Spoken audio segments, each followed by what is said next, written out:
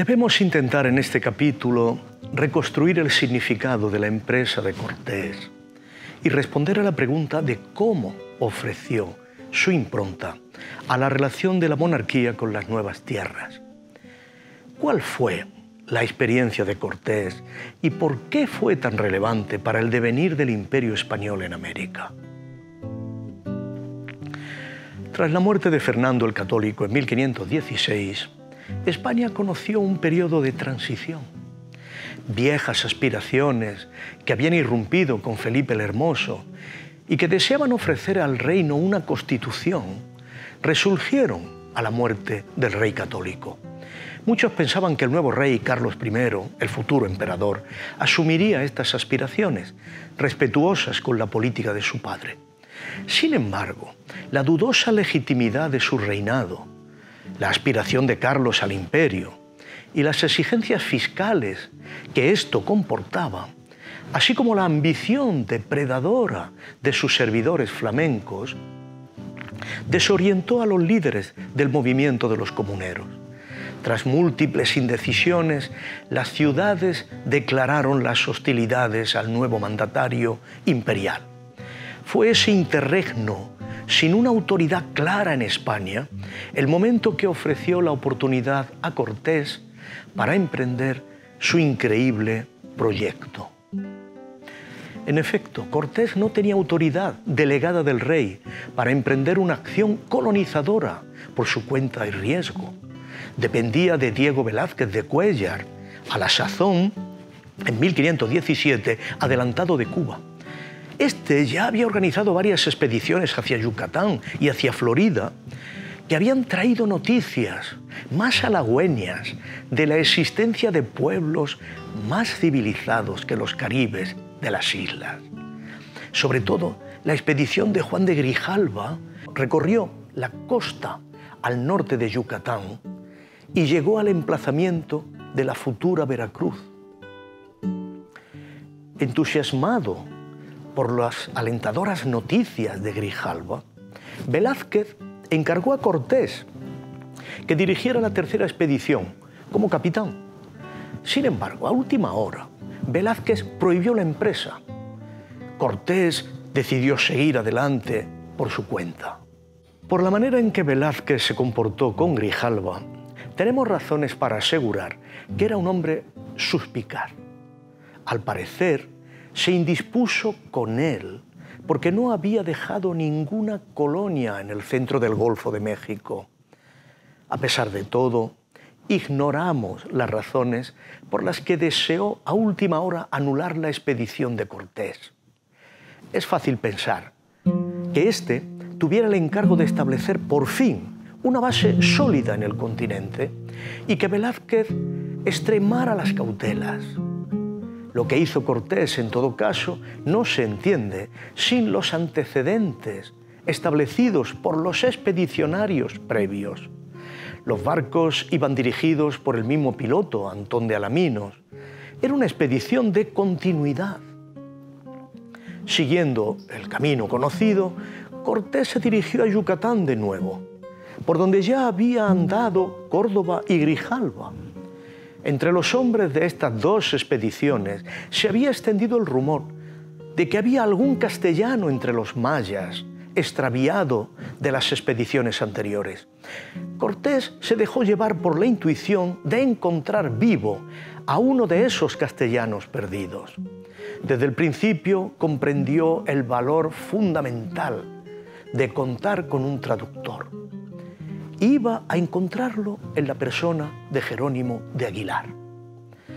Para 1519 apenas nadie tenía el poder en España y Velázquez no podía hacer valer una gran autoridad. En todo caso, ya no se trataba de hallar el paso al Pacífico, se trataba de conocer México, el occidente de la tierra maya. Los indígenas señalaban hacia ese territorio como el lugar de una gran riqueza y poder. Cortés, por tanto, sabía hacia dónde tenía que dirigirse. Debía tener noticias de que era México su objetivo. Sin embargo, algo cambia en la estrategia de Cortés. Grijalva no se había atrevido a destruir ídolos ni a convertir a los indígenas. Cortés, sin embargo, destruye estatuas mayas desde el primer encuentro. No solo quiere conocer la realidad que hay más allá de la costa, quiere transformarla. Sabe que se va a adentrar en un territorio extraño y algunos de sus capitanes que han servido en Italia conocen lo decisivo que es sembrar la fama, la reputación. Y él se dispone a aplicar el mismo método. Reputación es un concepto de comunicación y eso implica un lenguaje comprensible por el enemigo. Para hacer posible esa estrategia se necesitaba encontrar un traductor y se logró. Desde el primer momento, Aguilar traduce un mensaje a los nativos. Cortés viene en nombre del principal señor del orbe. Es un enviado de otro mundo. Es como si asumiera que sus conceptos son familiares a estas gentes, que pueden ser comprensibles para los nuevos pueblos. Y en verdad, estos lo entienden. Cortés ha regado de sangre Potonchán y ha dejado que se extienda su fama de guerrero. Es implacable. Antes de la fundación de Veracruz, en un acto nuevo de autonomía, ya han tomado contacto con él los emisarios de Moctezuma. En esos encuentros en los que los delegados toman dibujos de los españoles, Cortés controla lo fundamental, la traducción. Habla a Aguilar, que traduce al maya, y una nativa esclava, la Malinche, lo traduce al náhuatl. A miles de kilómetros, en España, encontramos una escena parecida. Los castellanos hablan al obispo Mota, en La Coruña, que traduce al ministro Chievre, que habla a Carlos, el rey. Estamos en un mundo de nuevas conexiones, de nuevos contactos. Pronto, Aguilar resultará innecesario. Marina, la Malinche, aprende castellano y es leal, vinculada afectivamente a los españoles, resentida con su viejo pueblo, mexica, que la vendió y la entregó al enemigo. Todo el saber de los aztecas es traspasado a Cortés. Ahora tiene toda la comprensión que necesita para dirigir su actuación. Entonces comprende que se abre ante él un cosmos político complejo, una ratio imperial, feudal, cuya lógica capta de inmediato, porque no es muy diferente de la europea. Es la lógica del sometimiento, de la prevención de toda rebelión de los sometidos mediante guerras sacrificiales, de unidades políticas forzadas, violentadas, de anhelos de venganza.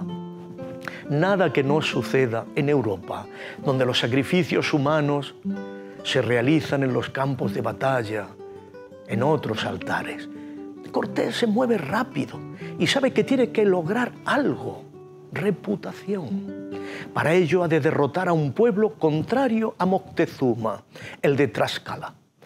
Lo necesita para acreditarse como director y líder de todos los pueblos enemigos sometidos a los mexicas, para enrolarlos en sus filas. Cuando con ayuda de los pueblos indígenas Cortés vence en Cholula, un decisivo aliado de Tenochtitlán, ya ha diseminado el mensaje central. Los enemigos de Tenochtitlán ya tienen un guía y los amigos de Moctezuma no están protegidos contra él. No solo se trata de la divisa divide y vencerás. La ratio imperial hispana, dirigida contra otra ratio imperial semejante, ofrece más bien protección a cambio de obediencia. Cortés actúa como Aníbal en la vieja Hispania. Los pueblos vencidos son incorporados a su hueste. Siempre en marcha, sus filas aumentan. Todo en un movimiento de emancipación avanza hacia la gran ciudad. A través de los volcanes, Todo resulta nuevo para estos pueblos, todo impresionante. La viruela siembra la muerte a su paso, pero eso eleva su reputación como jefe de seres de otro mundo. Cruzan las cordilleras y marchan sobre los volcanes ante el asombro de sus aliados indígenas. Los mensajeros de Moctezuma no pueden detenerlo, aunque le ofrecen presentes y regalos continuos. Una nueva guerra se prepara y los mexicas no acaban de entenderla. Ellos luchaban en campañas controladas, separando a los pueblos sometidos, destinadas a diezmar su población, a cobrar sus impuestos, a dejar clara su superioridad racial y religiosa.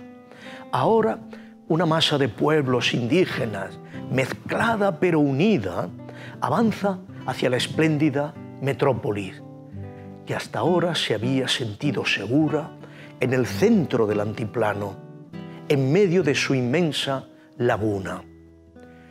Las autoridades mexicas cayeron en un estado de indecisión y de extrañeza.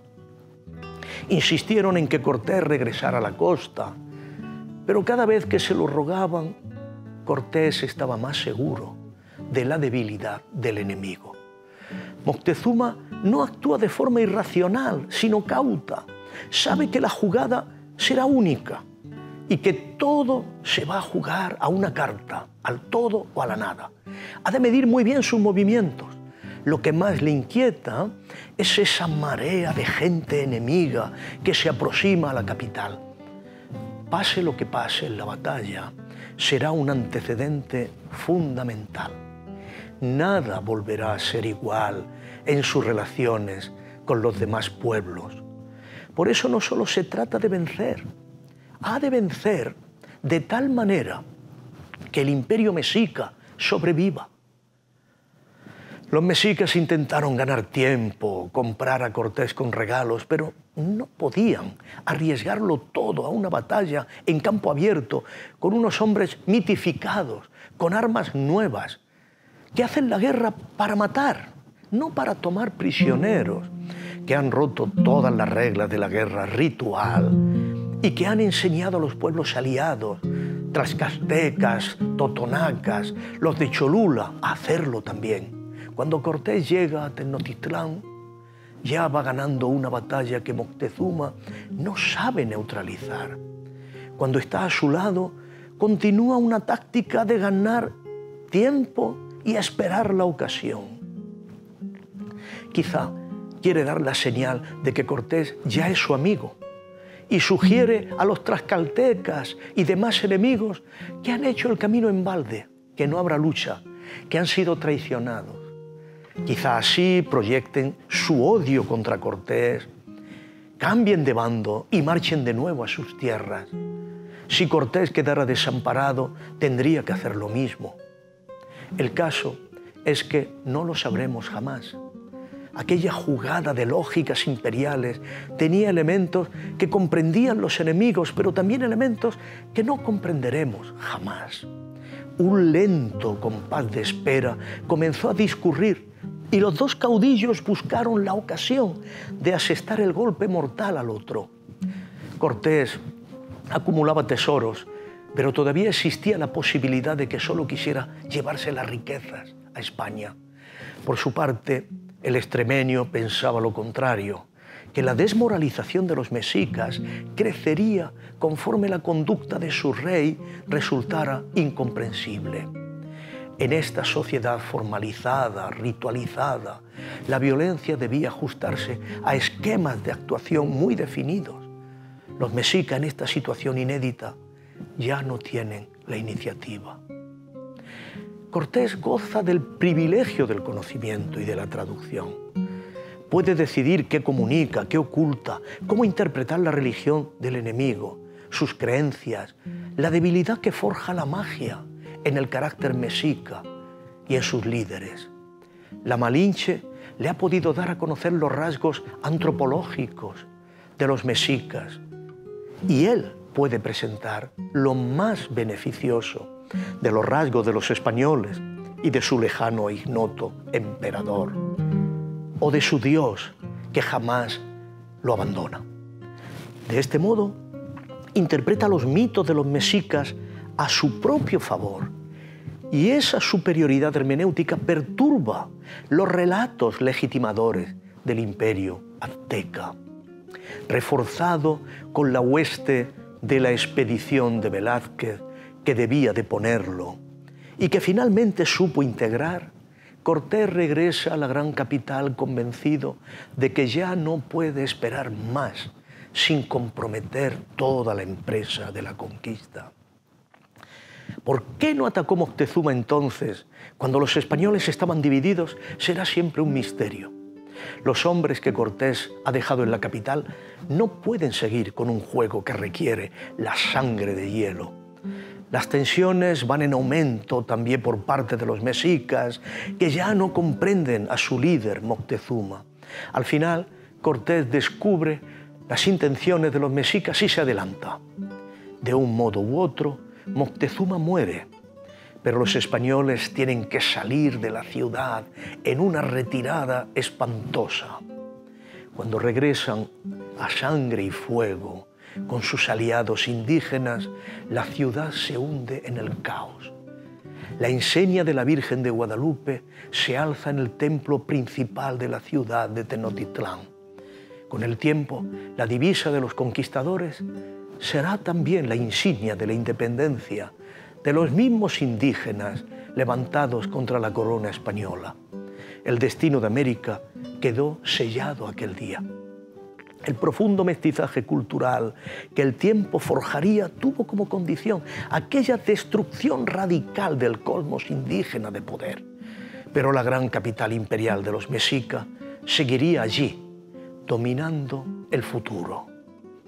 De todo ello llegó a Europa el relato fantástico propio de un caballero que realizaba lo que desde antiguo se narraba en las novelas de caballería.